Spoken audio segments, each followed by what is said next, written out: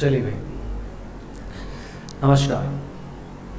तो last class में हम लोग किए थे प्लेन ऑफ सिमेट्री और सेंटर ऑफ सिमेट्री निकालना सीखे थे, है ना। चलिए, तो आज थोड़ा उससे आगे बढ़ते हैं हम लोग, है ना। अल्टरनेटिंग एक्सिस ऑफ सिमेट्री वगैरह समझ लेते हैं क्या होता है। अच्छा, लेकिन उससे पहले फिर से एक बार हम लोग वो बात करना ज़रूरी है ना। आप लोग रिवाइज कर रहे होंगे तो फिर से मुझे ज़रा कंडीशन बताइए, है ना, कि ऑप्टिकल एक्टिव होने के लिए जो थ्योरेटिकल कंडीशन है ना, एक्सपेरिमेंट वाली बात बस वहीं तक थी, ठीक है। तो ऑप्टिकल एक्टिव होने के लिए किसी मॉलिक्यूल को क्या होना चाहिए? कायरल होना चाहिए, ठीक है भाई। तो अगर कोई मॉलिक्यूल कायरल है तो क्या होगा? Chiral is a phenomena. नहीं, क्या होगा भाई कायरल फिनोमेना में? कि उसका जो मिरर इमेज बनेगा वो उस पर क्या होगा? नॉन सुपर इम्पोजेबल होगा। क्लियर? चलिए, फिर हम लोग कायरल देखने के लिए एक तरीका ढूंढे थे। क्या ढूंढे थे?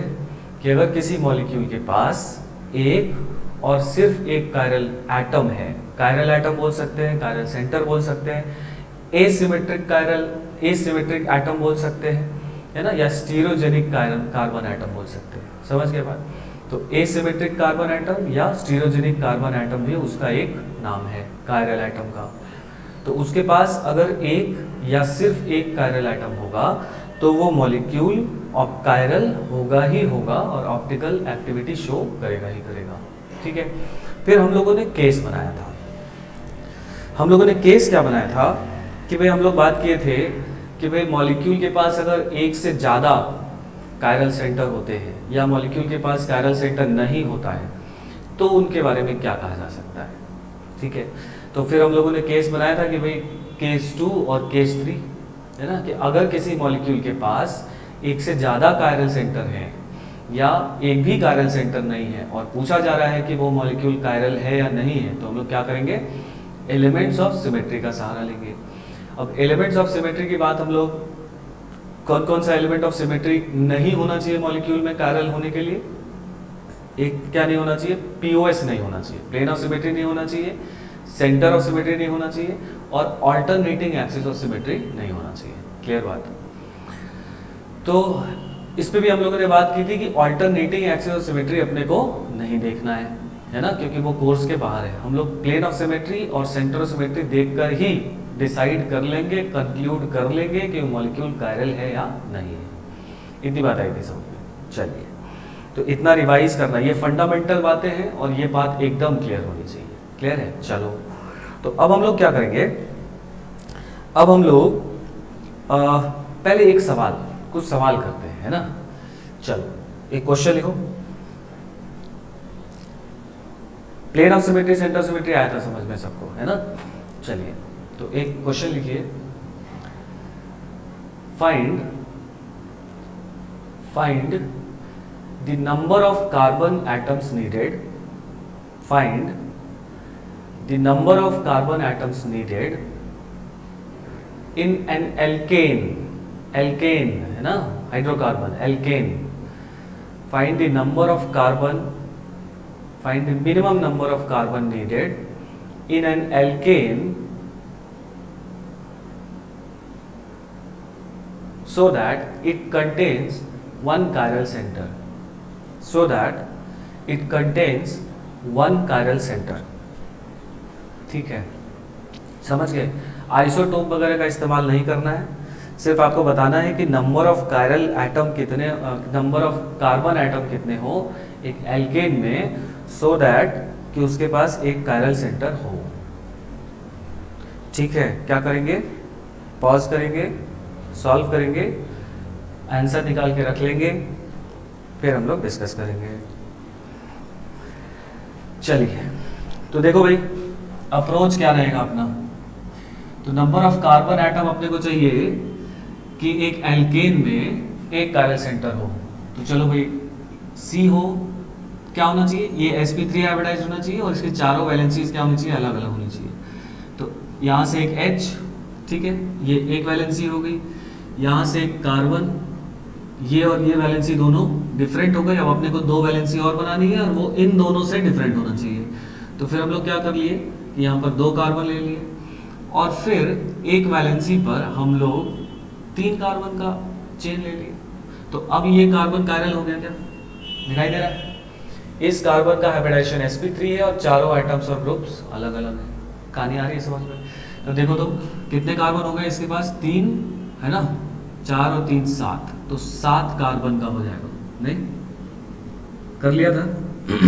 चलो दूसरा सवाल लिखो। दूसरा सवाल सेम क्वेश्चन है, ठीक है, लेकिन आपको minimum number of carbon needed in an alkene निकालना है। Minimum number of carbon needed in an alkene for it to contain a chiral centre. Minimum number of carbon needed in an alkene for it to contain a chiral centre. निकाल लिया? देखो तो carbon से same उसी तरह से एक H और एक C जोड़ देंगे, फिर एक 2 कार्बन जोड़ देंगे। अब क्योंकि यहाँ पर एल्कीन बताना है तो अपने को 3 की जरूरत नहीं है, 2 से ही काम चल जाएगा। इन दोनों के बीच में यहाँ पर हमने पाई बॉन्ड लगा दिया, तो ये और ये डिफरेंट हो गए। समझ में आई बात? तो ये भी कायरल हो गया। बोलो सर हाइड्रोजन कहाँ गए? यहाँ पर हाइड्रोजन है अपनी जगह पर, है ना, वो बनाया नहीं गया है, सिर्फ कार्बन से मतलब है, ठीक है। तो यहाँ पर ये वाला कायरल हो गया। तो यहाँ पर कितने कार्बन चाहिए अपने को? 6 कार्बन चाहिए, है ना, तो वो ऑप्टिकली एक्टिव हो जाएगा, कायरल सेंटर कंटेन करेगा। क्लियर बात? चलो आगे बढ़े, नेक्स्ट सवाल लिखो। ठीक है, नेक्स्ट क्वेश्चन की बात करें अगर हम लोग तो देखो एक ऐसा क्वेश्चन आता है, find number of plane of symmetries in the following. ठीक है, number of plane of symmetries. अभी तक हम लोग सीख रहे थे कि किस में प्लेन ऑफ सिमेट्री है, किस में नहीं है, लेकिन ऐसा भी क्वेश्चन आपको मिल सकता है कि पर्टिकुलर मॉलिक्यूल में कितने प्लेन ऑफ सिमेट्री है। ठीक है ना, कर लेंगे। चलो चलो सबसे पहले तो मान लो अगर हम लोग एक ये मॉलिक्यूल ले लिए,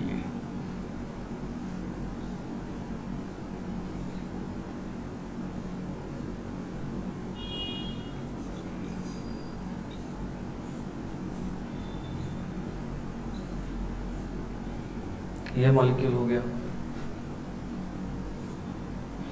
तीसरा अपना मीथेन हो गया। आपको इसमें number of plane of symmetry ढूंढना है।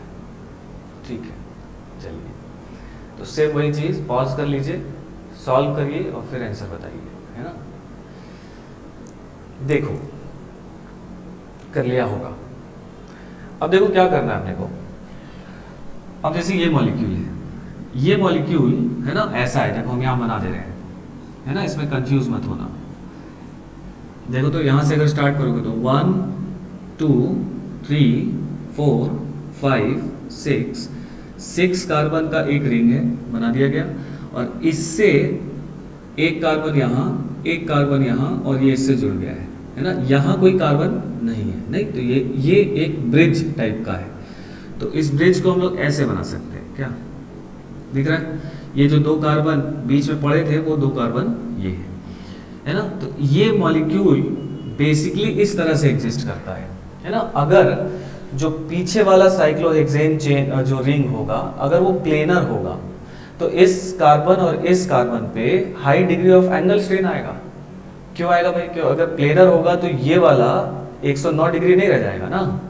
तो इसलिए ये मॉलिक्यूल है ना एंगल स्ट्रेन को अवॉइड करने के लिए इस तरह से एग्जिस्ट करता है। मतलब प्लेनर है तो प्लेनर ना होकर ये इस तरह से ऐसे फोल्ड हो जाता है, और जो आखिरी वाले दोनों कार्बन एटम है उसके ऊपर से ऐसा ब्रिज यहाँ पर बन जाता है। समझिए बात? तो इसको अगर हम लोग दिखाने के लिए, अगर हम लोग ऐसे दिखा दें, ऐसे दिखा दें, ठीक है, समझ में आ रही थोड़ी थोड़ी बात। तो अब पूछा जा रहा है कि इसे बताओ कितने प्लेन ऑफ सिमेट्री है। ठीक है, चलो तो यहां से भी देख सकते हैं, यहां से भी कुछ कुछ देख सकते हैं।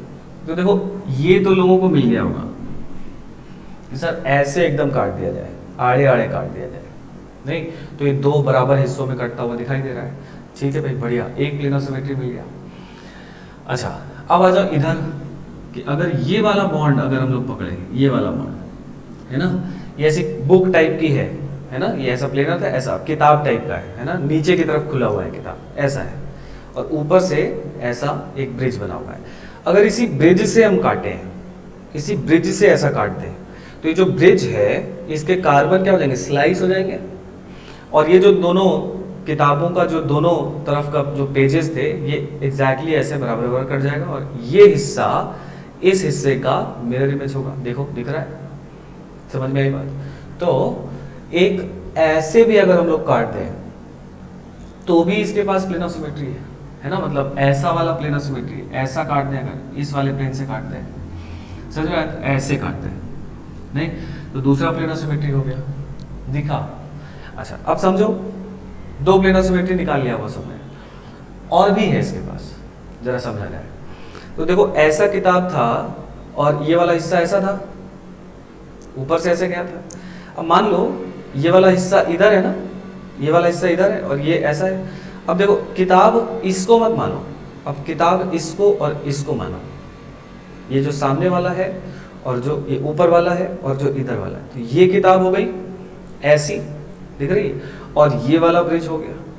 तो अगर हम लोग ऐसे काट देंगे, समझ रहे हो बात है ना, थोड़ा 3D है, इमेजिन करना है। देखो तो अगर ऐसा है, ठीक है, और ऊपर से ऐसा ब्रिज है, तो अगर हम लोग ऐसे काटेंगे तो मिल गया। अगर इसको किताब मानी जाए, ये जो ऊपर से ऐसा गया है, ये वाला और ये वाला, इसको किताब मानी जाए और ये वाला जो ब्रिज माना जाए, तो ऐसे काट दोगे तो भी तो दो बराबर हिस्सों में, ये ऐसे था किताब, ये भी दो बराबर हिस्सों में कटेगा। और वैसे ही अगर हम लोग इस वाले हिस्से को और ऊपर वाले हिस्से को किताब मान लें, ठीक है, और ऐसे काट दें, मतलब एक बार हम लोग ये जो प्लेन है, ये जो प्लेन है, यहां से ये ऐसा काट दें नहीं, और यहां से एक बार ये वाला जो प्लेन है ऐसा काट दें, तो दो अपने को पहले ही मिल गए थे और एक ये मिला और एक ये मिला, कितने मिल गए टोटल? तो इसके पास 4 प्लेन ऑफ सिमेट्री है। बढ़िया सवाल है, उम्मीद है कई लोगों ने सही किया होगा, ठीक है। तो इस तरह का सवाल आता है, छोटा सा मॉलिक्यूल है ना, छोटा सा ही है, और फंसा देता है उसमें, ठीक है। चलो इसकी बात करी जाए, इसको अब कर लोगे, है ना। ये कुछ ऐसा स्ट्रक्चर है, इसको ऐसा समझा जाए तो ये कुछ ऐसा स्ट्रक्चर है, एक 6 मेंबर्ड रिंग है और इस बार एक ही कार्बन से ऐसे जुड़ा हुआ है, यही है ना, यहाँ पर कोई कार्बन नहीं है। तो इसको भी बहुत लोग बोलोगे सर ऐसे एकदम काट दें, इसी कार्बन से ऐसे ऐसे काट दें बीच से, ठीक है, तो भी ये दो हिस्सों में डिवाइड हो जाएगा, है ना। एक प्लेन ऑफ सिमेट्री ये हो गया अपना। अच्छा कुछ लोग बोले सर अब वही चीज जैसे यहाँ पे ऐसे काटे थे, ये किताब है और ये ऊपर ऐसे जुड़ा हुआ है, तो ऊपर से ऐसे काट देंगे, मतलब इस वाले कार्बन से ऐसे बीच से, है ना, ये जो प्लेन गया हुआ है, ये वाला, ये जो प्लेन गया हुआ है, यहां से इसको ऐसे काटेंगे तो ये दो किताब दो हिस्सों में हो जाएगी। तो इसके पास दूसरा प्लेन ऑफ सिमेट्री भी हो गया। समझ में आया ना कौन कौन सा? एक ये वाला और एक ये जो ऊपर से ऐसे आके जुड़ रहा है, ये कार्बन है ना, यहाँ से ऊपर आया है, ऊपर से ऐसे जुड़ा है, तो हम लोग ऐसे अगर काटेंगे ऐसे तो भी दो हिस्सों में डिवाइड हो जाएगा, ठीक है। तो यहाँ पर भी एक प्लेन ऑफ सिमेट्री है। अब जो काम यहाँ कर रहे थे कि इस वाले प्लेन से ऐसे काट रहे थे तो भी ये दो हिस्सों में डिवाइड हो रहा था, वो यहाँ नहीं होगा। देखो जरा, क्योंकि अगर इस वाले प्लेन से काटेंगे, समझ में आ रही है ना बात, है ना, ऐसा किताब है और ये वाला हिस्सा ऊपर है, तो किताब के इस वाले प्लेन से अगर काटेंगे हम लोग, तो ये तो दो, यहाँ पर बीच में एक ही कार्बन है और इधर बीच में दो कार्बन है, तो ये वाला हिस्सा इस वाले हिस्से का मिरर इमेज नहीं बनेगा जो कि यहाँ बन रहा था। तो मतलब ये वाला और ये वाला मिरर यहाँ पर प्लेन ऑफ सिमेट्री नहीं होने वाला है। तो यहाँ पर कितना प्लेन ऑफ सिमेट्री मिलेगा अपने को? दो ही प्लेन ऑफ सिमेट्री मिलने वाला है। आई समझे बात? चलिए तीसरा वाला कर लिया है, इसको क्लियर करते हैं अभी, है ना। चलो थर्ड वाला देखा जाए भाई, कितना आया आंसर? 2 आ गया होगा क्या? करेक्ट। चेक किया जाए,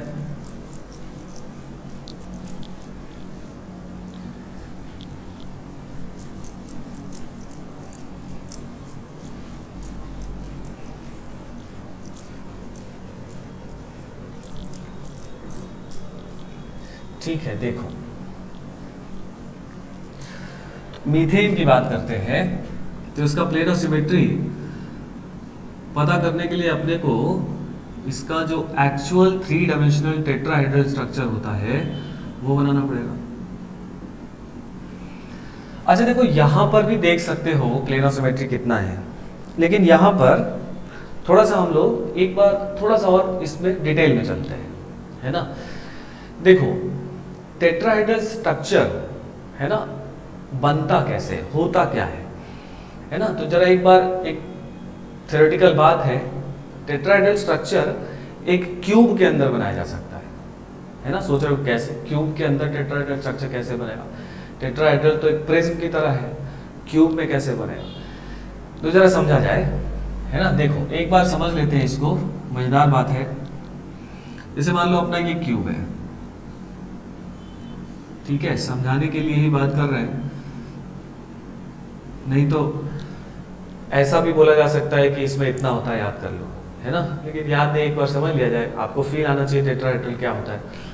तो टेट्राहेड्रल इस क्यूब के, ये क्यूब दिखाई दे रहा होगा सबको, इस क्यूब के सेंटर पर कार्बन रखा है और इसके ऑल्टरनेट जो कॉर्नर्स हैं, ये कौन से पोजीशन कहे जाते हैं, ये कॉर्नर्स कहे जाते हैं क्या।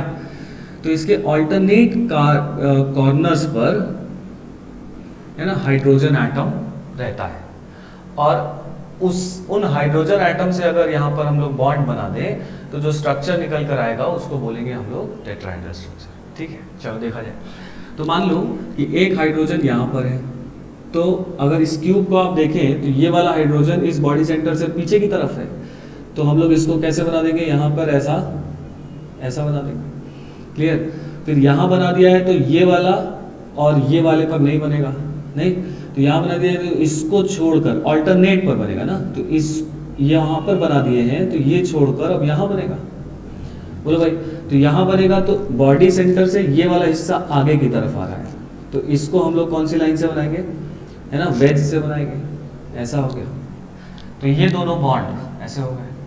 अब देखो यहाँ बन गया है तो यहाँ नहीं बनेगा, यहाँ बनेगा, तो ये वाला हिस्सा भी आगे वाले फेस पर है, तो यहाँ पर भी जो बनेगा हाइड्रोजन वो है ना वेज बॉन्ड से बनेगा। अब यहाँ बना दिए हैं तो यहाँ नहीं बनेगा और यहाँ नहीं बनेगा, तो कहाँ बनेगा, ऑल्टरनेट पर, यहाँ से चले एक छोड़कर दूसरे पे, तो यहाँ पर बनेगा। तो यहाँ से ये वाला जो कॉर्नर है, ये इस कॉर्नर के, ये जो बॉडी जो सेंटर है, सेंटर कार्बन से ये वाला कॉर्नर पीछे जा रहा है, तो अपने को कैसा दिखाई देगा, ये पीछे जाता दिखाई देगा। तो ये जो स्ट्रक्चर बना है, ये स्ट्रक्चर को हम लोग क्या बोलते हैं, टेट्राहेड्रल बोलते हैं। समझ में आया?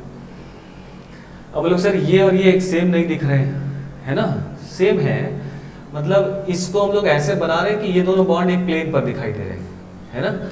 अगर इसी मॉलिक्यूल को इधर से देखोगे तो ये दोनों आपकी तरफ आते दिखाई देंगे ना, इधर से देखोगे तो ये दोनों आपकी तरफ आते दिखाई देंगे, और ये है ना अबव और बिलो है तो ये आपसे दूर जाते दिखाई देंगे। बोलो भाई, तो सेम वैसे ही दिखाई दे रहा है कि ये दोनों आपकी तरफ आते दिखाई दे रहे हैं और ये दोनों आपसे दूर जाते दिखाई दे रहे हैं। ठीक है, तो ये टेट्राहेड्रल स्ट्रक्चर है ना। अब जरा देखो, ये जो पॉइंट है और ये जो पॉइंट है, अगर इन दोनों पॉइंट को मिला दें, ध्यान से समझो, ये पॉइंट और इस पॉइंट को मिला दें, तो ये वाला भी पीछे वाले फेस पर है, देखो पीछे वाले फेस पर है, और ये वाला भी पीछे वाले फेस पर है, और ये अगर मिला दोगे तो फेस डायगोनल बनेगा, दिख रहा है, फेस डायगोनल बनेगा, है ना। और इसको मिला दोगे तो आगे वाले फेस का फेस डायगोनल बनेगा। तो पीछे वाला फेस डायगोनल जो है वो ऐसे बन रहा है, नहीं, इन दोनों को जोड़ोगे तो ऐसे बन रहा है, और आगे वाले को जोड़ोगे तो ऐसे बन रहा है। तो इन दोनों के बीच में कितना एंगल है, 90 डिग्री, दिख रहा है ना। चलो, तो अब अगर मैं एक बार प्लेन ऑफ सिमेट्री इसमें ढूंढना है, तो मैं ये हाइड्रोजन, ये कार्बन, ये हाइड्रोजन के प्लेन से काटूं, मतलब इन दोनों के फेस डायगोनल से काटूं, नहीं, तो ये और ये है ना बाइसेक्ट होगा, दोनों एक दूसरे के मिरर इमेज होंगे, दिखा। ठीक है, थोड़ी सी बात समझनी है। अगर मैं इसको है ना, अगर ये तीनों कंटेन किए हुए ऐसे प्लेन से काटूं, तो पीछे का ये वाला और ये वाला जो कि ऐसे था, है ना, जो कि ऐसे था, अगर मैं इस प्लेन से काटूंगा तो ये दोनों हिस्सा एक दूसरे का मिरर इमेज बन के अलग हो जाएगा। ठीक है, तो एक तो ये प्लेन ऑफ सिमेट्री हो गई। अच्छा, एक बार मैं इस हाइड्रोजन, इस कार्बन, इस हाइड्रोजन, है ना, इस प्लेन से काटूं, है ना, अगर मैं इस प्लेन से काटूं तो ये दोनों हिस्से बराबर बराबर कटेंगे, मिरर इमेज बनेंगे, तो ये दूसरा प्लेन ऑफ सिमेट्री हो गया। बोलो, अब देखो, अगर इस हाइड्रोजन और इस हाइड्रोजन को पकड़ो, देखो तो इस हाइड्रोजन और इस हाइड्रोजन को, नहीं तो ये नीचे वाला जो फेस है उसका फेस डायगोनल है क्या, और इस हाइड्रोजन और इस हाइड्रोजन को पकड़ोगे तो ये ऊपर वाले फेस डायगोनल होगा पे लाई कर रहे हैं, दिख रहा है, और ये वाला लाइन ऐसे है तो ये वाला लाइन कैसे है, उल्टा है ना, ये अगर बाहर की तरफ आ रहा है तो वो अंदर की तरफ जा रहा है, तो ये दोनों भी कितना हो गया, 90 डिग्री हो गए। तो अगर मैं ये हाइड्रोजन, ये कार्बन, ये हाइड्रोजन का प्लेन लेकर ऐसे काटूं तो भी ये दोनों बाइसेक्ट होंगे। भाई फेस डायगोनल तो इस फेस डायगोनल को बाइसेक्ट ही करेगा ना, तो अगर मैं इस फेस डायगोनल से ऐसे काट रहा हूं तो इसका फेस डायगोनल बाइसेक्ट हो जाएगा, मतलब ये दो बराबर हिस्सों में कटेगा, तो एक दूसरे का मिरर इमेज होगा, दिखाई दिया। तो एक ये भी प्लेन ऑफ सिमेट्री हो गया, कितना हो गया, 3। इससे इससे इससे होते हुए काटे तो ये भी बाइसेक्ट हो जाएगा, सेम वैसा ही उल्टा, कितने हो गए, 4। अब देखो, इस हाइड्रोजन और इस हाइड्रोजन को पकड़ो तो ये भी एक फेस डायगोनल पर है, और इसको पकड़ो तो ये भी एक फेस डायगोनल पर है, और ये फेस डायगोनल और ये फेस डायगोनल एक दूसरे के परपेंडिकुलर है, दिख रहा है। तो अगर मैं ये हाइड्रोजन, ये कार्बन, ये हाइड्रोजन के प्लेन से काटूं, दिख रहा है, तो भी ये बाइसेक्ट होगा, 5। और एक बार मैं ये और ये ले लूं और इसके प्लेन से काटूं तो ये दोनों बाइसेक्ट होंगे, कितने हो गए, 6 हो गए। तो इसके पास प्लेन ऑफ सिमेट्री कितना है भाई, 6 प्लेन ऑफ सिमेट्री है। आई कहानी समझ में, ठीक है। तो मीथेन के पास 6 प्लेन ऑफ सिमेट्री होते हैं, जिसको हम लोग अच्छी तरह से यहाँ से समझ सकते हैं, ठीक है। अगर आप सॉलिड स्टेट, है ना, पढ़ेंगे, उसमें देखेंगे तो उसमें क्यूब का जो सिमेट्री वगैरह है वहाँ पर हम लोग देखते हैं। बात समझ में आ गई? जिन लोगों को ये बात क्लियर हो गई अच्छी बात है, जिनको नहीं हुई वो ध्यान भी रख लोगे कि 6 प्लेन ऑफ सिमेट्री है ना, तो भी काम चल जाएगा। या अदरवाइज, है ना, इसको इमेजिन करके अगर देखेंगे तो पहचान जाएंगे, बहुत सिंपल सी बात है। बढ़ा जाए आगे, चलिए। तो ये कुछ सवाल हम लोग को करना था, है? चलो अब आगे बढ़ा जाए।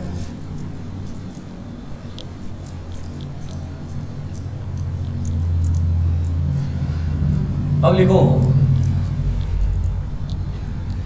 जो एक एलिमेंट ऑफ सिमेट्री होता है जिसको हम लोग बोलते हैं axis of symmetry,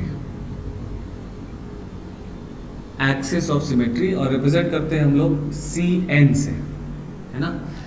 axis of symmetry, या इसी का नाम है proper axis of symmetry, proper axis of symmetry, ठीक है। चलो, तो अच्छा एक चीज, ये तो हम लोगों ने लिखा नहीं था, ये कहां से आ गया, है ना। तो देखो, एक्सिस ऑफ सिमेट्री से कायरलिटी का कोई लेना देना नहीं होता है, लेकिन क्योंकि एग्जाम में डायरेक्टली ये पूछ सकता है, पूछ चुका है, इसलिए हम लोग इसको एज इट इज समझ लेते हैं कि ये होता क्या है, आ चुका है इस पर सवाल, है ना।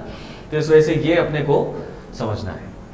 तो एक्सिस ऑफ सिमेट्री या प्रॉपर एक्सिस ऑफ सिमेट्री से सबसे पहली बात, है ना, कि इससे कायरलिटी का कोई लेना देना नहीं है। मतलब अगर ऐसा बोल रहे हैं हम, तो क्या मतलब समझ रहे हैं इसका, कि अगर किसी मॉलिक्यूल के पास एक्सिस ऑफ सिमेट्री है या नहीं है, तो उससे मॉलिक्यूल की कायरलिटी पर कोई असर नहीं पड़ेगा। एक कायरल मॉलिक्यूल के पास भी एक्सिस ऑफ सिमेट्री हो भी सकता है और नहीं भी हो सकता है, एक कायरल मॉलिक्यूल के पास भी एक्सिस ऑफ सिमेट्री हो सकता है और नहीं भी हो सकता है। समझ गए?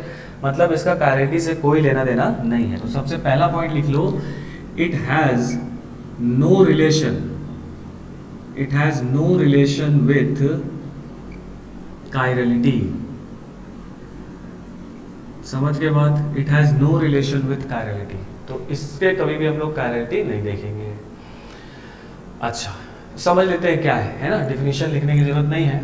देखो, एक्सिस ऑफ सिमेट्री, एक्सिस समझ रहे हैं ना, तो एक्सिस ऑफ सिमेट्री मतलब ये होता है कि अगर मान लो हम लोगों ने कोई एक ऐसा मॉलिक्यूल ले लिया, मान लो हमने एक ऐसा मॉलिक्यूल ले लिया, ये ले लिया, ठीक है, इसमें ये दोनों मिथाइल किधर है, अबव द प्लेन है। तो एक्सिस ऑफ सिमेट्री इस मॉलिक्यूल के पास है कि नहीं है, ये अपने को चेक करना है। तो कैसे चेक करेंगे, तो इस मॉलिक्यूल में एक ऐसा हाइपोथेटिकल एक्सिस हम लोग को खुद चुनना होगा। उस एक्सिस से अगर इस मॉलिक्यूल को हम लोग थीटा डिग्री रोटेट कराएं, वो थीटा कितना रोटेट कराएंगे वो भी खुद को ही सिलेक्ट करना होगा, खुद को ही चूज करना होगा।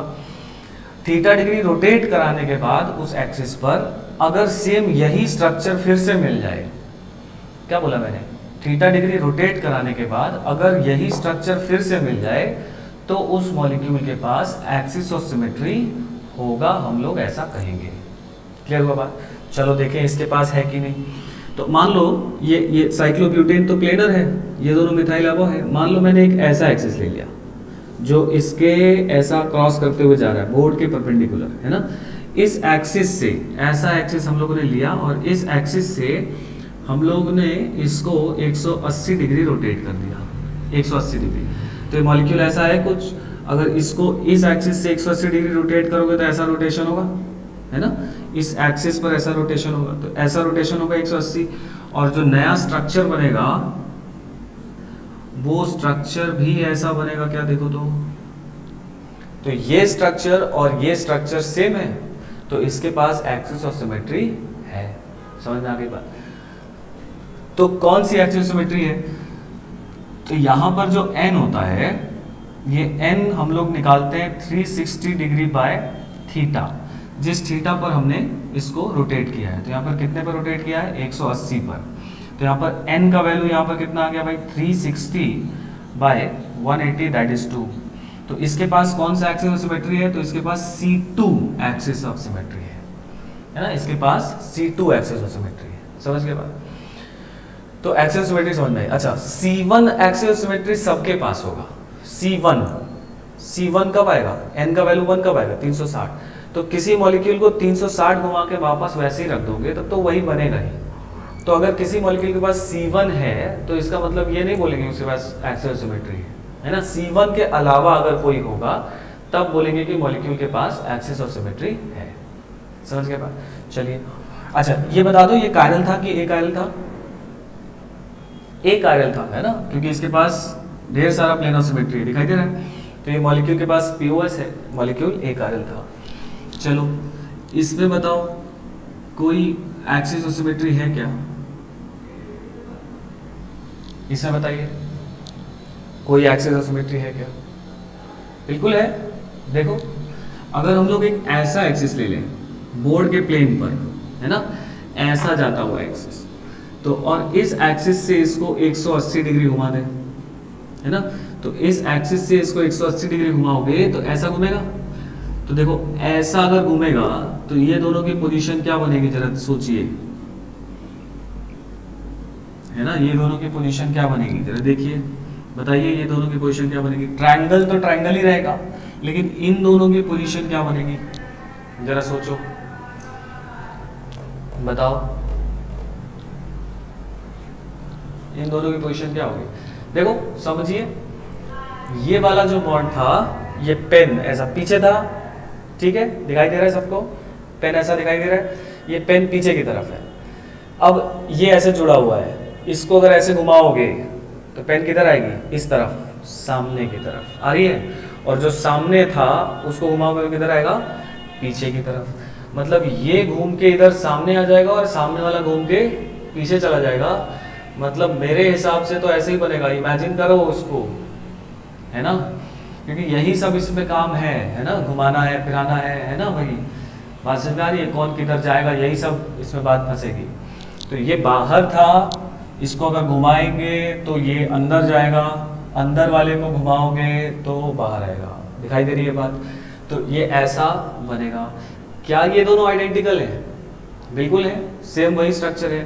तो इसके पास भी कौन सा एक्सिस ऑफ सिमेट्री है, C2 एक्सिस ऑफ सिमेट्री है। देखा, ये कायरल था कि नहीं था, बताओ, कायरल था ये कायरल है, इसके पास कोई पीओएस कोई सीओएस नहीं है, तो इसलिए ये कायरल था और इसके पास भी एक्सिस ऑफ सिमेट्री है। तो वही बताया गया है कि axis of symmetry has no relation with chirality. ये सीधा सीधा पूछा जाता है, ठीक है। चलो जरा इसमें बताओ, मान लीजिए अगर हम लोगों ने ऐसा कोई मॉलिक्यूल ले लिया,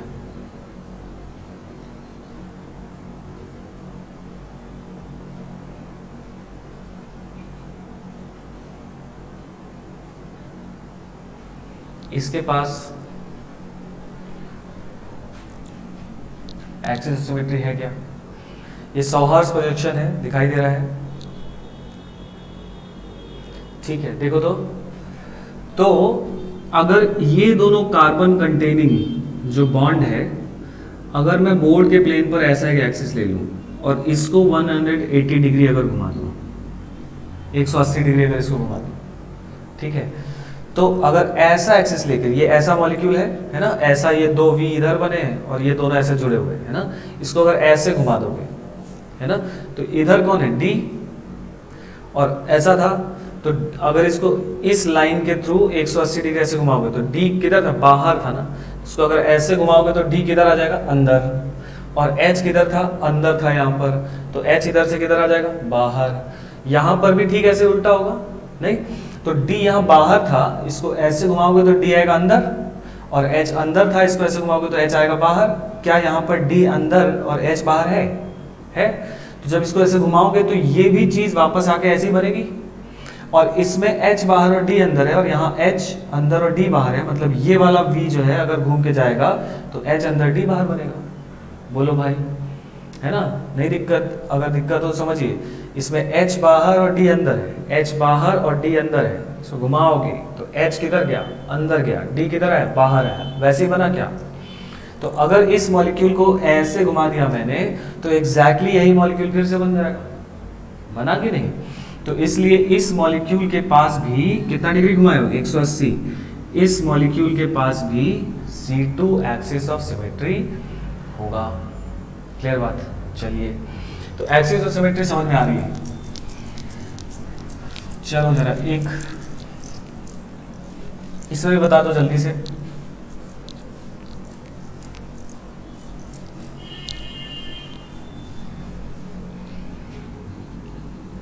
इसमें है क्या?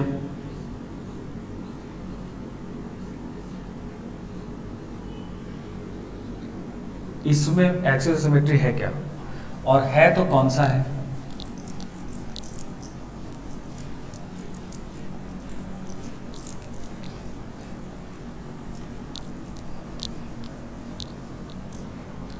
देखो तो, अगर हम ऐसा एक्सिस ले लें और इसको ऐसा एक्सिस लेकर इसको 90 डिग्री घुमा दें, ऐसा एक्सिस लेकर 90 डिग्री घुमा दें, तो ये इधर आ जाएगा, ये इधर आ जाएगा, ये इधर आ जाएगा, ये इधर आ जाएगा, यही होगा ना? क्योंकि अगर इसको और इसको जोड़ोगे तो ये 90 डिग्री है, तो 90 डिग्री में ऐसा हो जाएगा। तो 90 डिग्री के बाद भी जो मॉलिक्यूल है वो मेरे हिसाब से तो यही बन रहा है। आप लोग चेक करिए, ऐसे ही बन रहा है क्या? बनेगा ये वाला 90 डिग्री के बाद इधर आ जाएगा, ये वाला इधर, ये वाला इधर, ये वाला इधर, 90 डिग्री पर ऐसा हो जाएगा, है? तो इसके पास कौन सा एक्सिस ऑफ सिमेट्री है? C4 एक्सिस ऑफ सिमेट्री है क्या? तो इसके पास C4 एक्सिस ऑफ सिमेट्री है। निकाल पाए? अब देखो, अगर मान लो थोड़ा सा गणित लगाए इसमें, है ना, बहुत सारे तरह के क्वेश्चन आ सकते हैं। मान लो सवाल में पूछे आपसे स्टेटमेंट में कि if a molecule has C4 axis of symmetry then it must contain C2 axis of symmetry. मान लो ऐसा पूछा जाए, क्या ये स्टेटमेंट सही है या नहीं? ठीक है ना? If a molecule contains C4 axis of symmetry then it must contain C2 axis of symmetry. क्या ये बात सही होगी? बोलिए, सही होगी? बिल्कुल सही होगी। क्यों सही होगी भाई? क्योंकि अगर हर 90 डिग्री पर सेम स्ट्रक्चर मिल जा रहा है तो 180 पर भी तो मिलेगा। समझ में आ रही है बात? अगर 90 डिग्री पर मिल जा रहा है सेम स्ट्रक्चर तो 90 का दुगना 180 पर तो मिलना ही है। समझ गए? तो इसलिए इसके पास C2 एक्सिस ऑफ सिमेट्री भी होगा। रिपोर्ट हम लोग C4 करेंगे, आंसर हम लोग C4 बताएंगे। क्यों? क्योंकि C4 है ना, जो मैक्सिमम जो एक्सिस सिमेट्री होता है अपने को वो बताना होता है ना। मैक्सिमम एक रोटेशन में 4 बार सेम स्ट्रक्चर मिलेगा, तो इसलिए C4 रिपोर्ट करेंगे। लेकिन अगर सवाल स्टेटमेंट देकर पूछेगा तो बात समझ में आती है। ठीक है, चलिए, तो ये हो गया अपना एक्सिस ऑफ सिमेट्री। आओ थोड़ा आगे बढ़े, अब लिखो alternating axis of symmetry. Next जो वो था अपना एलिमेंट ऑफ सिमेट्री, उसको बोलते हैं हम लोग ऑल्टरनेटिंग एक्सिस ऑफ सिमेट्री, और इसको हम लोग रिप्रेजेंट करते हैं Sn से, और यहाँ पर भी n जो होता है वो 360/θ ही होता है। ठीक है, या इसको हम लोग इम्प्रॉपर एक्सिस ऑफ सिमेट्री बोलते हैं, improper axis of symmetry, improper axis of symmetry है ना, कई नाम है इसका। या बोलते हैं rotational reflectional axis of symmetry, rotational reflectional axis of symmetry. ठीक है, बहुत सारे नाम है, क्योंकि पूछा ही नहीं जाएगा इसलिए मतलब नहीं है। ठीक है, तो ऑल्टरनेटिव एक्सिस ऑफ सिमेट्री मैं फिर से याद दिला दूं कि इसको आपको कहीं अप्लाई नहीं करना है ना, बस ये हम लोग समझने के लिए समझ रहे हैं, जानने के लिए जान रहे हैं। समझ के बाद क्या होता है जरा समझ लीजिएगा। तो देखो ये क्या बोलता है, ये ऐसा बोलता है कि भाई मान लो अगर हम लोगों ने एक ऐसा मॉलिक्यूल ले लिया, ऐसा मॉलिक्यूल ले लिया। अब ऑल्टरनेटिंग एक्सिस ऑफ सिमेट्री बोलता है कि अगर इस मॉलिक्यूल को किसी चूजन एक्सिस से, है ना, इस मॉलिक्यूल को किसी चूजन एक्सिस से अगर हम लोग थीटा डिग्री रोटेट करें, है ना, और जो नया स्ट्रक्चर बनेगा, ठीक है, उस स्ट्रक्चर का मिरर इमेज लें। क्या बोला गया कि अगर इसको किसी चूजन एक्सिस से, वो एक्सिस किसको चूज करना है, मॉलिक्यूल नहीं बताएगा, खुद को चूज करना है ना, तो उसको चूजन एक्सिस से हम लोग थीटा डिग्री रोटेट करेंगे, जो नया स्ट्रक्चर बनेगा उसका मिरर इमेज लेंगे, है ना, कौन से प्लेन पर, जो एक्सिस आपने ली थी उस एक्सिस के परपेंडिकुलर प्लेन पर। समझ गए बात, थोड़ा टेढ़ा काम है इसीलिए कोर्स के बाहर है ना। तो अब समझते हैं, देखो, तो जैसे भाई मान लो हम लोगों ने ऐसा एक्सिस ले लिया, ऐसा वाला, और ऐसे एक्सिस से हम लोग इसको 180 डिग्री कर दिए, क्या, रोटेट, तो ये कुछ ऐसा मिला, है ना। ये वाला अबव था, ये 180 डिग्री ऐसा इधर आ जाएगा, ये बिलो था तो वो इधर आ जाएगा, तो बिलो वाला इधर आ जाएगा और अबव वाला इधर आ जाएगा। तो बोला ही जा रहा है अल्टरनेटिंग एक्सिस ऑफ सिमेट्री में कि अगर इसको थीटा डिग्री हम लोग किसी चूजन एक्सिस से रोटेट कर दिए और जो नया स्ट्रक्चर बना उसका मिरर इमेज लिए ऐसे प्लेन पर जो इस एक्सिस के परपेंडिकुलर हो, तो इस एक्सिस के परपेंडिकुलर तो यही वाला प्लेन होगा, या तो बोर्ड के बाहर परपेंडिकुलर इसके, या बोर्ड के अंदर, तो दोनों में से कहीं भी आप ले सकते हैं, आपकी सहूलियत।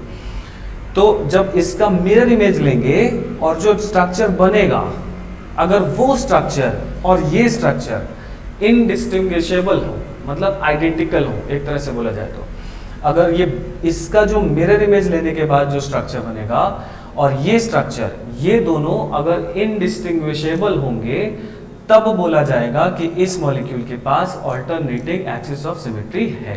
ठीक है, तो हमने क्या किया, इसको ऐसा एक्सिस लिया, 180 डिग्री घुमा दिया, ये बना। अब इसके प्लेन अगर हम लोगों ने मान लो बाहर ले लिया या बोर्ड पर ले लिया, मान लो ये मॉलिक्यूल बाहर है और जो बोर्ड है वो मिरर है, ठीक है, तो इसका मिरर इमेज कैसा बनेगा जरा बताओ तो। बोर्ड के प्लेन पर इसका मिरर इमेज कैसा बनेगा, साइक्लोब्यूटेन तो साइक्लोब्यूटेन जैसा ही बन जाएगा। अब ये वाला जो बॉन्ड है आपसे किधर जा रहा है, ये वाला बॉन्ड पीछे की तरफ, ये वाला बॉन्ड नहीं, बोर्ड जो है वो मिरर है, तो मिरर की तरफ आ रहा होगा, तो ये वाला बॉन्ड आपसे दूर जा रहा है लेकिन मिरर की तरफ आ रहा है, तो मिरर उसका इमेज किधर बनाएगा, मॉलिक्यूल की तरफ। बात समझ आ रही है, मैं फिर याद दिला दूं आपको, है ना, जिन लोगों को कंफ्यूजन हो, मिरर के सामने खड़े हो जाओ और ये हाथ आगे कर दो। अगर ये हाथ आप आगे करोगे तो मिरर उसका इमेज किधर बनाएगा, आगे आपकी तरफ, मॉलिक्यूल की तरफ। तो ये वाला जो बॉन्ड है ये मिरर की तरफ जा रहा है, तो मिरर किधर बनाएगा, मॉलिक्यूल की तरफ। समझ में आ गई बात। तो ये पीछे जा रहा है आपके लिए, मिरर के लिए मिरर की तरफ जा रहा है, तो मिरर इसका इमेज सामने बनाएगा। तो ये मेरे हिसाब से आगे आएगा, जरा देखो तो ये बात आपको समझना है, ठीक है। ये इमेजिनेशन है यहाँ पर मिरर इमेज का, मैं होमवर्क भी दे दूंगा आपको, 2-4 बना के लाइएगा। तो ये जा रहा है आपसे पीछे, मतलब मिरर की तरफ, तो मिरर की तरफ आ रहा है तो मिरर उसका इमेज है ना उसकी तरफ, मॉलिक्यूल की तरफ बनाएगा। समझ के बाद जैसे मैं ऐसा खड़ा हो गया, मैंने मिरर की तरफ ऐसे हाथ किया, तो मिरर जो है वो मेरी तरफ बनाएगा। तो मेरी तरफ मतलब आप उसको बाहर से देखोगे तो किधर दिखेगा, आपकी तरफ आ रहा है, ये बनाया गया है, ठीक है। और ये आ रहा है आपकी तरफ, मतलब मिरर से दूर, तो मिरर किधर बनाएगा, इससे दूर, मतलब आपके लिए पीछे। बोलो भाई, बहुत आसान बात है। और ये हमने, ये जो है ये हमने इसका मिरर इमेज बनाया है, किस प्लेन पर, बोर्ड के प्लेन पर, इस चूजन एक्सिस के परपेंडिकुलर प्लेन पर। अब जरा देखकर बताओ कि क्या ये दोनों इनडिस्टिंग्विशेबल हैं, क्या इनडिस्टिंग्विशेबल हैं क्या, बोलो भाई, है। तो इसके पास कौन सा ऑल्टरनेटिंग एक्सिस ऑफ सिमेट्री है, S2 है, बोलो तो इसके पास S2 alternating axis of symmetry है। समझ गए। तो ऐसे हम लोग देखते हैं और बहुत सारे मॉलिक्यूल में देख सकते हैं, लेकिन क्योंकि अपने कोर्स में नहीं है, और क्यों नहीं है वो बात आपको समझ में आ ही रही है कि ये एक्सिस भी खुद को सिलेक्ट करना है, थीटा भी खुद को सिलेक्ट करना है, मिरर इमेज भी खुद को लेकर फिर चेक करना है, तो इतना विजुअलाइजेशन चाहिए, है ना। तो ये एक छोटा सा मॉलिक्यूल था, इसलिए आपको समझ में आ गया। लेकिन अगर यही एक डिफिकल्ट मॉलिक्यूल बना दिया जाए तो फिर है ना बहुत टाइम लगेगा और शायद बन भी ना पाए। समझ गए। चलिए, तो ये होता है अल्टरनेटिंग एक्सिस ऑफ सिमेट्री। तो मॉलिक्यूल के पास अगर इन तीनों में से कोई भी एलिमेंट ऑफ सिमेट्री नहीं है, कौन कौन सा, प्लेन ऑफ सिमेट्री नहीं है, सेंटर ऑफ सिमेट्री नहीं है और अल्टरनेटिंग एक्सिस ऑफ सिमेट्री नहीं है, तो वो मॉलिक्यूल क्या होगा, है ना, कायरल होगा ही होगा। चलिए आगे बढ़ा जाए।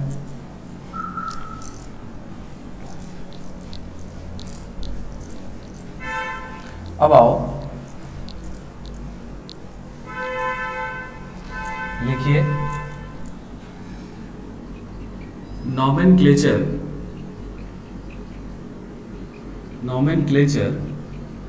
Of chiral centres. Nomenclature of chiral centres, ठीक है। तो कोई कायरल सेंटर का नॉमेनक्लेचर है ना, बेसिकली हम लोग 3 तरीके से पढ़ते हैं। एक को बोलते हैं हम लोग RS नॉमेनक्लेचर, ठीक है। दूसरा है capital D capital L nomenclature, small d small l नहीं। स्मॉल d स्मॉल l क्या होता था, डेक्स्ट्रो रोटेटरी और लीवो रोटेटरी, जो कि एक्सपेरिमेंट में किधर रोटेट कर रहा है उसको रिप्रेजेंट करता था। ये सिर्फ नॉमेनक्लेचर है, इस कैपिटल D का स्मॉल d से कोई लेना देना नहीं है, ये सिर्फ नॉमेनक्लेचर है, ठीक है ना। और तीसरा टाइप का भी हम लोग पढ़ते हैं जिसको बोलते हैं हम लोग एरिथ्रोथ्रियो नॉमेनक्लेचर, एरिथ्रोथ्रियो नॉमेनक्लेचर। ये 3 तरह का नॉमेनक्लेचर अपने को यहाँ पर समझना है, ठीक है। अच्छा, इसमें ये वाला जो नॉमेनक्लेचर है ये IUPAC द्वारा दिया गया है। इससे हम लोग किसी भी मॉलिक्यूल का, किसी भी कायरल सेंटर का नॉमेनक्लेचर इससे हम लोग कर सकते हैं। और जो DL या एरिथ्रोथ्रियो है ये वाला रेफरेंशियल है, रेफरेंशियल नॉमेनक्लेचर है। रेफरेंशियल मतलब रेफरेंस बनाया गया था, मतलब जब इनिशियली कुछ मॉलिक्यूल्स की स्टडी की जा रही थी और पता चला कि यार ये तो ऑप्टिकली एक्टिव हैं, कुछ स्पेशल लाइट के प्रति कुछ स्पेशल इंटरेक्शन दे रहे हैं, तो इनिशियली पढ़ने के लिए हम लोगों ने ये तरीके निकाल लिए थे। तो इसीलिए इसको बोलते हैं क्या हम लोग, रेफरेंशियल, रेफरेंस बनाया गया था। इससे हम लोग सबका नॉमेनक्लेचर इन दोनों से नहीं कर सकते, इससे हम लोग सबका नॉमेनक्लेचर कर सकते हैं, ठीक है। तो चलो एक एक करके समझा जाए। पहले लिखो RS नॉमेनक्लेचर।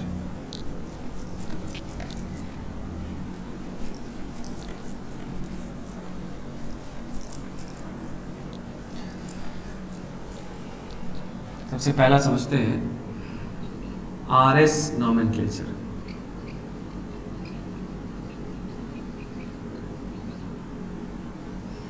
ठीक है, जैसे देखो एक मान लो ऑप्टिकली एक्टिव मॉलिक्यूल बनाए,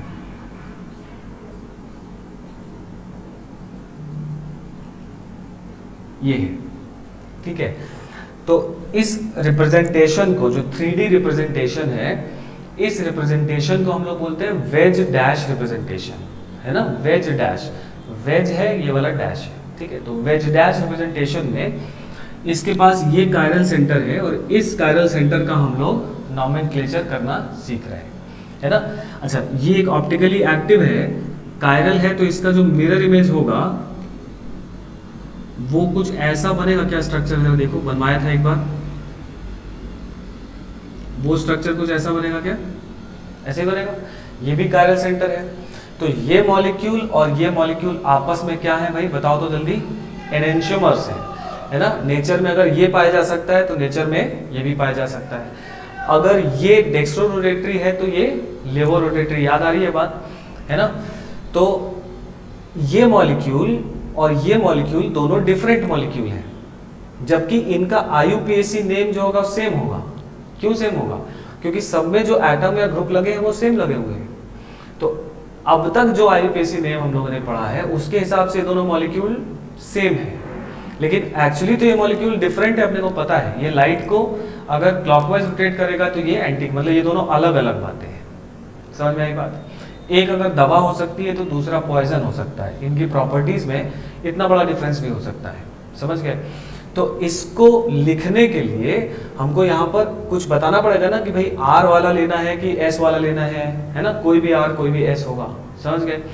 तो लेकिन ये श्योर है कि अगर ये R है तो उसका मिरर इमेज वाला कायरल सेंटर जो होगा वो क्या होगा, S होगा। ठीक है, चलिए तो इसका हम लोग, है ना, पहले इसका नॉमेनक्लेचर करते हैं, फिर इसका नॉमेनक्लेचर करते हैं, करके देखते हैं कि दोनों का नॉमेनक्लेचर क्या आ रहा है।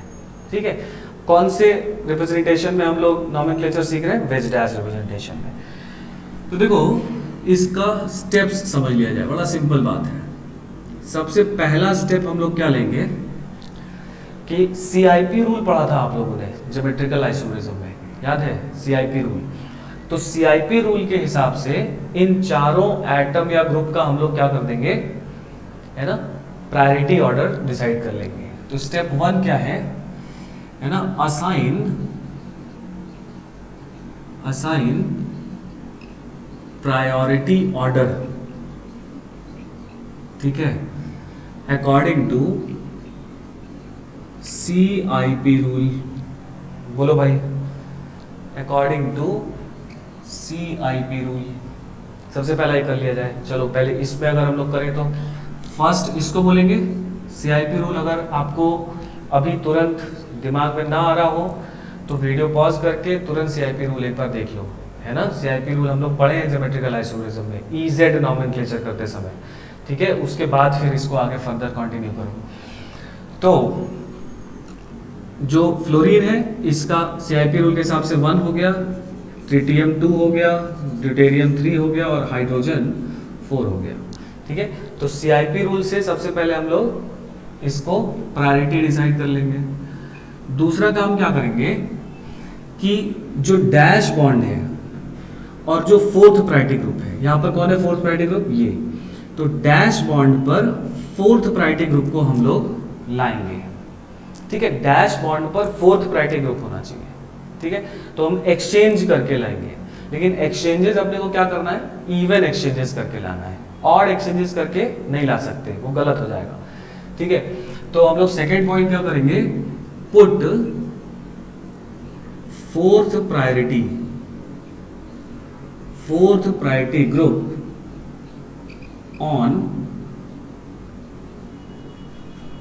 कौन सा बॉन्ड, डैश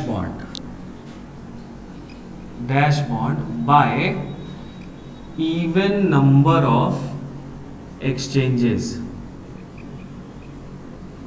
चलो देखा जाए, तो इवन नंबर ऑफ एक्सचेंज करते हुए हम लोग को इसको यहां पोजीशन पे लाना है। तो अगर इसको यहां लाना है तो सबसे पहले इसको हम लोग यहां ले आए और फिर यहां से इसको हटा के इसको वापस यहां पहुंचा दें। तो ये दोनों जो प्रोसेस हम लोग ने किया, इसको उठा के यहां रखा, इसको उठा के यहां रखा, तो ये एक एक्सचेंज कहलाया। ठीक है, समझ गए? हो रहा है दो चीज ना, ये यहाँ आ रहा है, ये यहाँ जा रहा है, लेकिन इसको दो नहीं बोलेंगे, एक एक्सचेंज बोलेंगे। अपनी पोजीशन को एक्सचेंज किया है, ये एक एक्सचेंज हुआ, ठीक है। तो जो नया स्ट्रक्चर बनता दिखाई देगा, देखो वो ऐसा बनता दिखाई देगा क्या? यहाँ पे हाइड्रोजन आ गया, ये 1 है, ये 2 है, ये 3 है, और 4 वाला अपनी जगह पे पहुंचा। लेकिन जब हमने ये करके ये बनाया तो कितना एक्सचेंज किया भाई इसमें हम लोगों ने?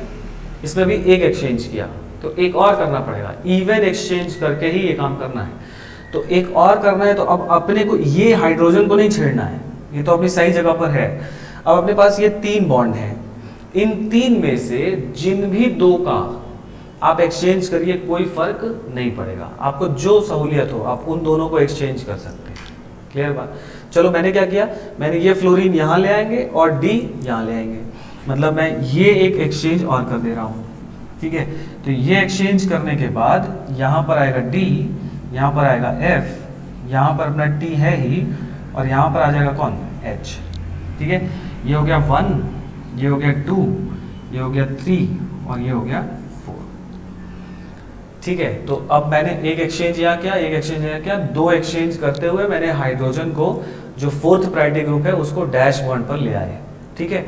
अब जो 3rd पॉइंट है, अब अपने को क्या करना है, अब अपने को पेन रोटेट करना है।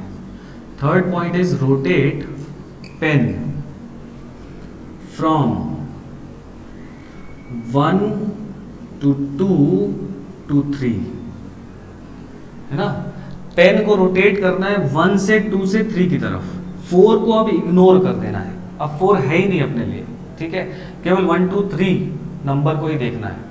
तो अगर यहाँ पर है ना, अगर आप पेन 1 2 3 रोटेट कर रहे हैं और उस रोटेशन का जो डायरेक्शन है अगर वो क्लॉकवाइज आ रहा है, तो इस कॉन्फ़िगरेशन को हम लोग आर कॉन्फ़िगरेशन बोलेंगे, ठीक है। इस कायरल के कॉन्फ़िगरेशन को आर बोलेंगे।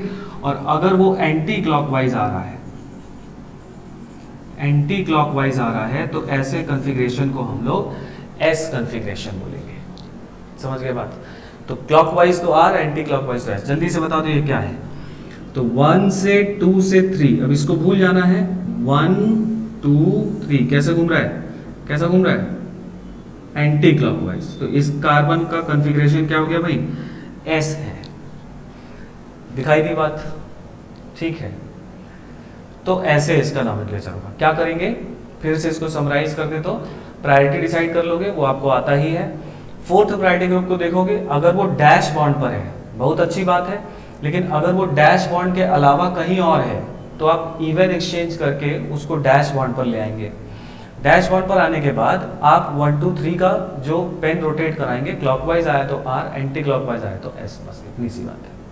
बोलो सर ये तो आप बॉन्ड, यहाँ पर एक कंफ्यूजन हो रही होगी, है ना सर, ये तो आप बॉन्ड तोड़ दे रहे हैं, इसको तोड़ के यहाँ जोड़ ले रहे हैं, इसको तोड़ के यहाँ जोड़ ले रहे हैं। ये सिर्फ नॉमेनक्लेचर करने के लिए हम लोग कर रहे हैं।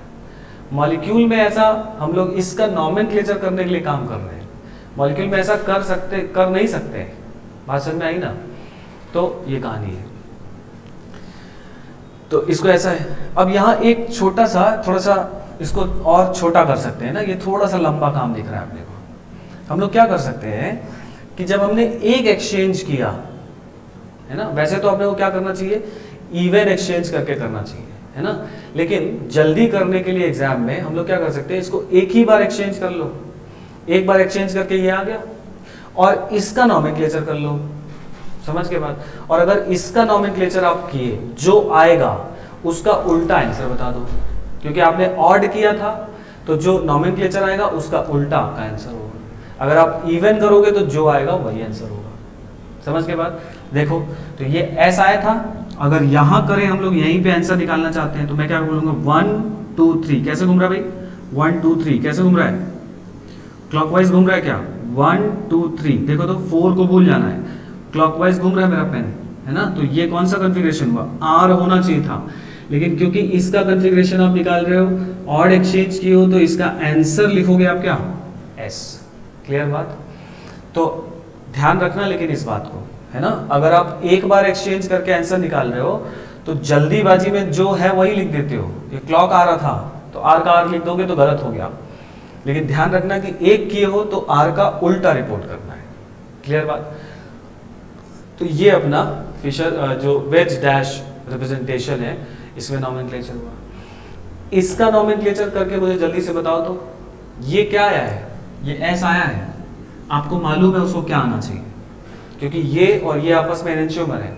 अगर ये एस है तो ये पक्का एस नहीं होने वाला है, वही तो डिफरेंस है, समझे बात? तो ये क्या है जरा जल्दी से करके बताओ मुझे, है ना? इसको पहले पॉज करके ये सारा कहानी लिख लो, ठीक है, फिर आगे बढ़ा जाए।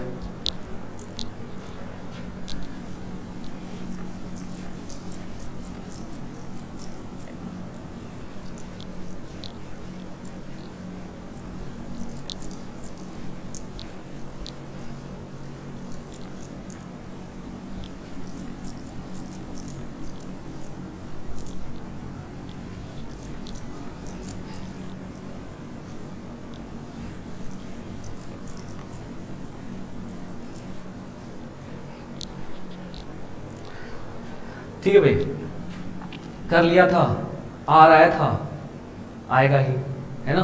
और कुछ एग्जाम्पल लो।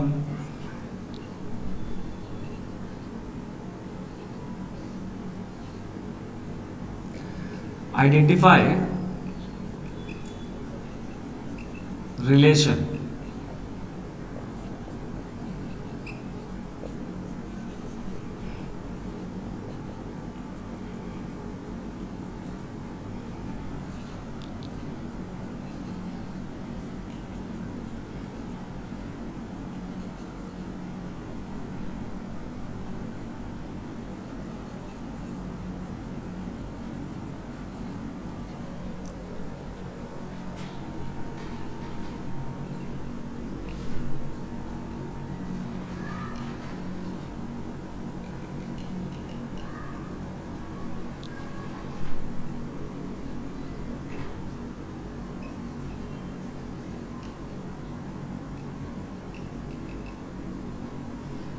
ठीक है, तो चलिए इसका करके बताइए जल्दी से।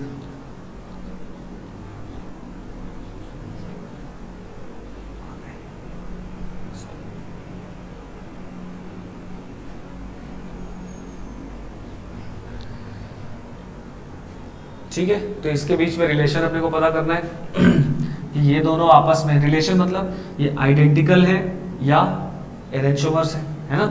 चलो बताओ, इसमें नॉमेनक्लेचर में सबसे पहला फर्स्ट ये हो जाएगा, सेकंड ये हो जाएगा, थर्ड ये हो जाएगा और फोर्थ ये हो जाएगा। तो फोर्थ डैश पर है ही ऑलरेडी, तो 1 2 3 कैसे घूम रहा है भाई? क्लॉकवाइज घूम रहा है मेरे हिसाब से। तो इसका कॉन्फ़िगरेशन क्या हो गया? आर हो गया, है ना?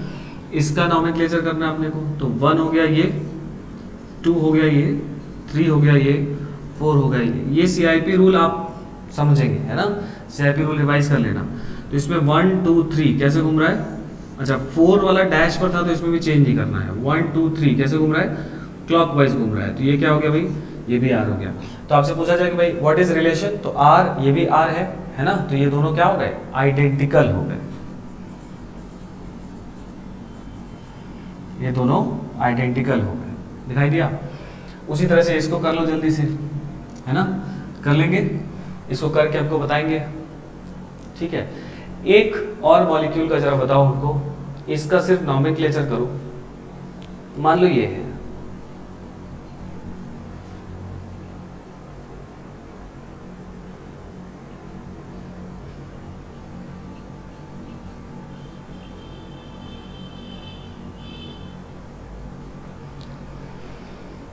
इसका नॉमेनक्लेचर करना है, ठीक है? तो इसके पास दो कायरल सेंटर है क्या? देखो, एक ये भी कायरल सेंटर है और एक ये भी कायरल सेंटर, दिखाई दे रहा है ना? इस पर एक मिथाइल, एक हाइड्रोजन, एक ड्यूटेरियम, तीनों अलग अलग, और जो चौथा वैलेंसी है उस पर ये पूरा। तो टोटल कितना हो गया? 1 2 3 और ये चौथा, तो चारों अलग अलग हो गए।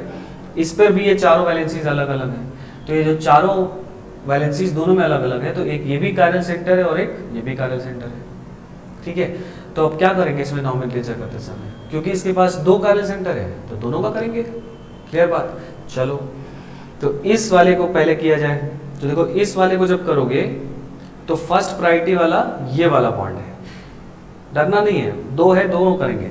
देखो इससे ये जो ग्रुप जुड़ा है सबसे सीनियर यही है CIP के रूल के हिसाब से, तो इसलिए फर्स्ट इसको बोल दोगे इस बॉन्ड को, सेकंड इस बॉन्ड को बोल दोगे, थर्ड ये हो जाएगा और फोर्थ ये वाला हो जाएगा। ठीक है, तो फर्स्ट सेकंड थर्ड फोर्थ चारों ग्रुप डिसाइड कर दिए।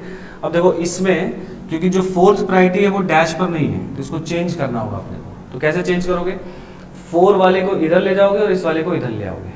ठीक है, साइड में मान लो अगर हम लोग बना लें तो ये कार्बन था, ये फर्स्ट था, ये सेकंड था, और मैं 4 को ले गया हूं किधर, है ना, D यहां आ गया है थर्ड वाला, और H किधर चला गया है ना, H आ गया है इधर, ये H है, ये फोर्थ प्रायोरिटी हो गया। तो एक एक्सचेंज किए हम लोग, है ना, इसको ले गए हैं इधर और इसको ले आए हो इधर, एक एक्सचेंज किए, जो निकालेंगे उसका उल्टा आंसर रख देंगे। तो ये हो गया 1, ये 2, ये 3, तो 1 2 3 कैसे घूम रहा है भाई, 1 2 3 कैसे घूम रहा है, क्लॉकवाइज घूम रहा है ना, 4 को हम लोग इग्नोर कर रहे हैं, तो 1 2 3 क्लॉकवाइज घूमने का मतलब इसका कॉन्फ़िगरेशन क्या आ गया, R आ गया। लेकिन क्योंकि एक ही एक्सचेंज किए हो तो R ना रिपोर्ट करके क्या बोलोगे, S बोलोगे। इसका बता दो, इसमें देखो तो ये वाला 1 होगा, ये वाला बॉन्ड, ये वाला 2 होगा, ये वाला 3 होगा और ये वाला 4 होगा। तो अगर इसको इधर और इसको इधर ले आ रहे हो, एक इसका भी रफ स्ट्रक्चर बना लो, तो ये वाला 1 था, ये 2 था, अब 3 वाला आ जाएगा डैश वेज पर और 4 वाला चला जाएगा बोलो इस पर। तो अब इसमें 1 2 3 कैसे घूम रहा है, एंटी क्लॉकवाइज, तो क्या आना चाहिए था S, लेकिन आपने एक्सचेंज कितना किया है, एक, बोलो भाई। तो अगर एक एक्सचेंज किया है तो S का उल्टा बोल दोगे आंसर R। तो ये वाला कायरल आ गया है ना, ये वाला कायरल आया है S और ये वाला कायरल आया है कितना, R। समझ गए, चलिए। तो हम लोग नॉमेनक्लेचर कायरल सेंटर का वेज डैश में करना सीख गए हैं। अब हम लोग नेक्स्ट क्लास में इससे आगे बढ़ेंगे। अभी आप रिवाइज ही कीजिए, है ना, नेक्स्ट क्लास में मैं आपको होमवर्क दूंगा। ठीक है, चलिए, थैंक यू।